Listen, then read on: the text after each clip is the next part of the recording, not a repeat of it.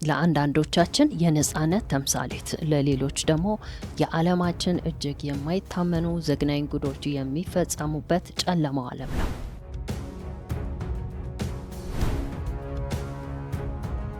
አብዛኞቻችን ቴሌግራምን እንጠቀማለን። ለመሆኑ ከቴሌግራም ጀርባ ያለውን ጥቁር ታሪክ ስንቶቻችን እናውቅ ይሆን? ወይም እየተፈጸመ ያለውን እጅግ አስፈሪ ተግባር? አብራችሁኝ እስከ መጨረሻው ከቆያችሁ የቴሌግራምን ፍጹም የማይታመን ጉድ የምትሰሙት ይሆናል። ለቻናላችን አዲስ የሆናችሁ ሰብስክራይብ ማድረግ እንዲሁም ሁላችሁም ቪዲዮን ላይክ ማድረግ እንዳይረሳ። አሁን ወደ ዝግጅት ያለፍኩኝ። ለመሆኑ የቴሌግራም ሚስጥራዊ አጀማመር ምንድን ነው? ባለቤቱስ በምን ምክንያት ነው በዚህ ደረጃ የሚታደነው? ታሪኩ የሚጀምረው ከሁለት ወንድማማቾች ነው፣ ፓቬል ድሮቭ እና ኒኮላይ ድሮቭ። ፓቬል የሩሲያው ማርክ ዙከንበርግ በመባል ይታወቃል። በመጀመሪያ ቪኬ የተባለውን ትልቅ ሶሻል ሚዲያ መስርቶ ነበር። ነገር ግን የሩሲያ መንግስት የተቃዋሚዎችን መረጃ አሳልፈ ስጠን በሚለው ጊዜ ፓቬል አልታዘዝም አለ። በምትኩ የምላስ ፎቶ ለጠፈባቸው። ነገር ግን ይህንን አድርጎ መንግስት ይለቀዋል ብላችሁ ታስባላችሁ?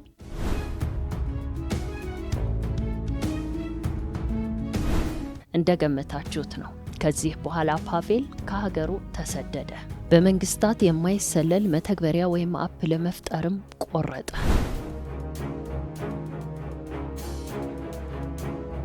ድሮቭ ከሀገሩ ሳይወጣ በሩሲያ መንግስት በሚሳደድበት ጊዜ ነበር። ፖሊሶች ቤቱን ሊሰብሩት ሲመጡ ለወንድሙ የላከው ሜሴጅ ነው ለቴሌግራም መፈጠር ዋነኛ ምክንያት። ደህንነቱ በተጠበቀ መንገድ ላነጋግርህ ፈልጌ ነበር፣ ነገር ግን ምንም አይነት መተግበሪያ ወይም አፕ አላገኘሁም የሚል መልእክት ነበር ለወንድሙ የላከው። ከዚህ በኋላ በራሳቸው ኮድ ቴሌግራምን ገነቡ። ሌላው አስገራሚ ጉድ ባለቤቱ ሁልጊዜ ጥቁር ልብስ የሚለብስ መሆኑ ነው። ከዚህ ጥቁር ልብስ ጀርባ ያለው ሚስጥር ምንድን ነው? ይህ ጥቁር ልብስ ለፋሽን ተብሎ የሚለበስ ሳይሆን ትልቅ ትርጉም አለው። ትርጉሙም ከስርዓቱ ውጪ ነኝ ለማለት የሚጠቀምበት ነው። እዚህ ላይ ነው የቴሌግራም ጥቁር ገጽታ ሀ ብሎ የጀመረው። እናም ይህ የቴሌግራም ነጻነት ዋጋ ነበረው። ቴሌግራም የሰዎችን ማንነት ስለማይገልጽና መረጃዎችንም ስለማይሰጥ ወንጀለኞች ይህንን አጋጣሚ መጠቀም ጀመሩ። የጦር መሳሪያ ሻጮች፣ አደንዛዥ እጽ አዘዋዋሪዎች እንደዚሁም አሸባሪዎች ቴሌግራምን ቤታቸው አደረጉ። መንግስታት ፓቬልን ወንጀለኞችን እየረዳህ ነው ቢሉትም እሱ ግን የሰዎች የግል ነጻነት ወይም ፕራይቬሲ ከምንም ይቀድማል በሚል አቋሙ ጸና። ቴሌግራምን ውስብስብ ያደረገው ኒኮላይ ድሮቭ ለቴሌግራም ብቻ የሚያገለግል ኤምቲ ፕሮቶ የተባለ በጣም ውስብስብ የሆነ የኢንክሪፕሽን ሲስተም ፈጠረ። ይህ ሲስተም ቴሌግራምን ከሌሎች አፖች የበለጠ ፈጣንና ደህንነቱም የተጠበቀ ያደርገዋል። ቴሌግራም ለረጅም ዓመታት ቢሮ ሚስጥር ነበር፣ ወይም ሰራተኞቹ የተለያየ ሀገር ተቀምጠው ነበር የሚሰሩት። አሁን ግን ዋና መቀመጫው ዱባይ እንደሆነ መረጃዎች ይጠቁማሉ። ቴሌግራም ለረጅም ዓመታት ማስታወቂያ ይጠቀምም ነበር። ፓቬል ከኪሱ ብዙ ሚሊዮን ዶላሮችን እያወጣ ነበር ያስቀጠለው። ተጠቃሚዎቻችን ምርቶቻችን እንጂ ደንበኞቻችን አይደሉም የሚል መርህም ነበረው። አሁን ደግሞ በቴሌግራም ምክንያት አደጋ ላይ የወደቁ ግለሰቦች ምን አጋጠማቸው? ከቴሌግራም ጀርባስ የሚሰራው ጉድ ምንድን ነው የሚለውን እንመልከት። በኦገስት 2024 የፓቬል በፈረንሳይ ሀገር መታሰር ትልቅ ዜና ነበር። ፓቬል ድሮቭ በፈረንሳይ ሀገር የግል አውሮፕላኑ እንደቆመች በቁጥጥር ስር ውሎ ነበር። ምክንያቱም ቴሌግራም ቁጥጥር ስለሌለው ህገወጥ ድርጊቶች እንዲስፋፉ አዛሃል ወይም ፈቅደሃል በሚል ነበር። ይህም በዓለም ዙሪያ የንግግር ነጻነት አደጋ ላይ ነው የሚል ትልቅ መከራከሪያን አስነስቷል። በኢራንና በሩሲያ በተነሱ ተቃውሞዎች ወቅት መንግስታት የሰዎችን ሚስጥር እንዲሰጣቸው ቴሌግራምን ጠይቀው ነበር። ድሮቭም እምቢ በማለቱ ቴሌግራም በእነዚህ ሀገራት ታገደ። ብዙ ወጣቶችን በቴሌግራም መልእክቶችን ሲለዋወጡ ተይዘው ለእስር ተዳርገዋል። ሌላው የኢንክሪፕሽን ወጥመድ ነው። ቴሌግራም ሴክሬት ቻት የሚባለውን ሲስተም እስካልተጠቀምን ድረስ መረጃዎችን ሰርቨር ላይ ያስቀምጣል። ይህ ደግሞ ሰርቨሩ ባለበት አገር ለምሳሌ ዱባይ ላይ ግፊት ቢደረግ መረጃዎች አደጋ ላይ ሊወድቁ እንደሚችሉ የሳይበር ደህንነት ባለሙያዎች ያስጠነቅቃሉ። የቴሌግራም ሲኦል የሆነው የኤንዝሩም ዘግናኝ አሰራር ይህ በቴሌግራም ታሪክ ዋነኛው ጥቁር ጠባሳ የተከሰተው በደቡብ ኮሪያ ነው። ወንጀለኞቹም ቴሌግራምን የመረጡበት ምክንያት ፖሊሶች እንደማያገኟቸው እርግጠኛ ስለሆኑ ነበር። ወጥመዱ በቴሌግራም ላይ ወንጀለኞቹ ሞዴል እንፈልጋለን ወይም በቀላሉ ገንዘብ የምታገኙበት ስራ አለ በማለት ማስታወቂያ ይለቃሉ። ወጣት ሴቶች ሲያናግሯቸውም ለቅጥር መመዘኛ እንዲሆን ፎቶቸውን እንዲልኩላቸው ይጠይቃሉ። አንዴ ፎቶውን ካገኙ በኋላ ማንነታቸው ይቀየራል። አሁን ያልነውን ካላደረግሽ ይህንን ፎቶ ለቤተሰቦች ለጓደኞች እንልካለን የሚል ማስፈራሪያም ይጀምራሉ። በቴሌግራም ላይ ከ1 እስከ 8 የሚደርሱ ግሩፖችን ከፈቱ። ቁጥሩ እየጨመረ በሄደም ቁጥር በሴቶቹ ላይ የሚፈጸመው ግፍና የሚጠይቁትን ቪዲዮዎች እጅግ አሰቃቂና ከሰብአዊነት የወጣ ወይም ሰብአዊነት የጎደለ ይሆናል። በእነዚህ ግሩፖች ውስጥ ከ260 ሺህ በላይ ወንዶች ነበሩ። ለመግባት እስከ $1200 ይከፍላሉ። የሚገርመው ተከፋዮቹ ውስጥ የመንግስት ሰራተኞችን ጨምሮ ታዋቂ ግለሰቦችም ነበሩበት።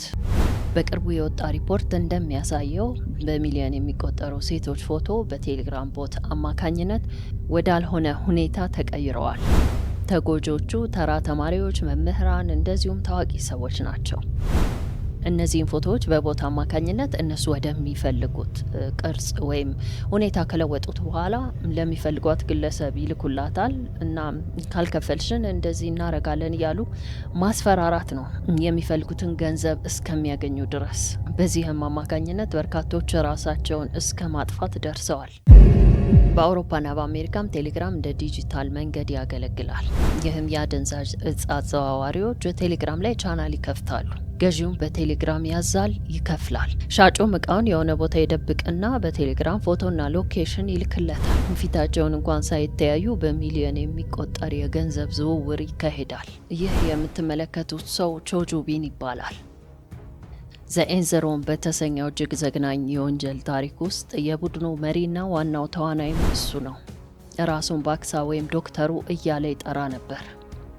ይህ የ25 ዓመት ወጣት እንደተናገረው ከሆነ ሴቶችን የሚያሰቃየው ገንዘብ ፈልጎ ብቻ ሳይሆን በሰዎች ሕይወት ላይ የበላይነትን ማግኘት እፈልግ ስለነበር ነው በማለት ተናግሯል። በሙን ሂዩንጉክ ዩኒቨርሲቲ ውስጥ ይማር እንደነበርና ቤተሰቦቹም ይህን ሁሉ ተግባር ሲፈጽም እንደነበር እንደማያውቁ፣ በተቃራኒው ጨዋ ልጅ ነው ብለው ያስቡ እንደነበር። ይህ ወጣትና አብረውት ያሉት ተባባሪ ወንጀለኞች ኤንዝሩም ውስጥ ቪዲዮዎችን ለማሳየት ተከታዮቻቸው በክሪፕቶረንሲ እንዲከፍሉ ያደርጉ ነበር። ቴሌግራም ላይ ማንነታቸው ባይታወቅም ገንዘቡን ወደ ኮሪያ ገንዘብ ለመለወጥ የኮሪያ የገንዘብ መለወጫዎችን መጠቀም ነበረባቸው። ፖሊስ እነዚህን የገንዘብ መለወጫ ድርጅቶች በሕግ አስገድዶ መረጃ ተቀበለ። በዛ መረጃ መሰረት ገንዘቡ ወደ ማን ባንክ እንደገባ በመከታተል የቾጁ ቢንን ወይም ባክሳ ማንነት ደረሰበት። ቾጁ ቢን ወይም ባክሳ በጣም ጥንቁቅ ነበር። ነገር ግን በአንድ ወቅት የግል የስልክ ቁጥሩን ተጠቅሞ ወደ ቴሌግራም መግባቱን ፖሊሶች ደረሱበት። ይህ የአይፒ አድሬስ ፖሊስ ቤቱን እንዲያገኝም ረድቶታል። በማርች 2020 ፖሊስ የቾጁ ቤት ላይ በድንገት ወረራ አካሄደ።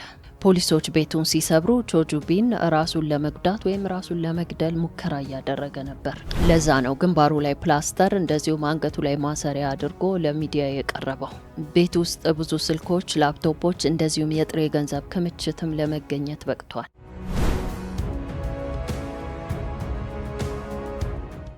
ሌላው ሩማን ወይም የመጀመሪያው ክፍል በመባል የሚታወቀውን የከፈተው ሙን ሂዩንግ በጣም ከመታበዩ የተነሳ ፖሊሶችን በቴሌግራም ላይ እያሾፈባቸው ነበር። በጭራሽ አታገኙኝም ይላቸው ነበር። ፖሊስ ለረጅም ጊዜ በሚስጥር ሲከታተለው ቆይቶ በመጨረሻም ከቴሌግራም ውጪ ሌላ ድህረ ገጽ ላይ የተጠቀመውን መረጃ አገናኝተው በቁጥጥር ስር አውለውታል። ፖሊሶች ቾጁ ቢንን ከያዙ በኋላ ስልኩን በሚመረምሩ ጊዜ ያልተጠበቀ ነገር አገኙ። ይህ ሰው በቴሌግራም ጨካኝና ሀያል ቢሆንም በገሃዱ ዓለም ግን በጎ ፈቃደኛ ሆኖ ማህበረሰቡን ያገለግል ነበር። ምን አይነት ጉድ ነው ዘንድሮ! ይህ ባለ ሁለት ማንነት ወይም ደብል ላይፍ መሆኑ ደግሞ ሁኔታውን እጅግ አስፈሪ ያደረገው። ሌላው የተናገረው አስገራሚ ቃል ማቆም ያልቻልኩትን የዲያብሎስ ሕይወት ስላስቆማችሁኝ እጅግ አመሰግናለሁ የሚል ነበር። ህጻናትን ጨምሮ 74 ሴቶችን እንዳሰቃየ ተነግሯል። ዛሬ ቴሌግራም ከ900 ሚሊዮን በላይ ተጠቃሚ ላይ ደርሷል። ለብዙዎቻችን ጠቃሚ ቢሆንም እንደዚህ አይነት ደግሞ አስፈሪና እጅግ የማይታመን ጉዶችን ከጀርባ ይዟል። እናንተስ ውድ ቤተሰቦች በሰማችሁ በቴሌግራም ታሪክ ላይ ምን ሀሳብ አስተያየት አላችሁ?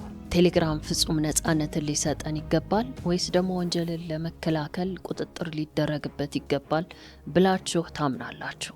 እንደ ሁልጊዜ ሀሳባችሁን በኮሜንት እንድታጋሩኝ ስል በአክብሮት እየጠየኩኝ ለዛሬ ያዘጋጀሁላችሁ በዚሁ አበቃ። በሚቀጥለው በአዲስ ታሪክ እስክንገናኝ ባይ ባይ።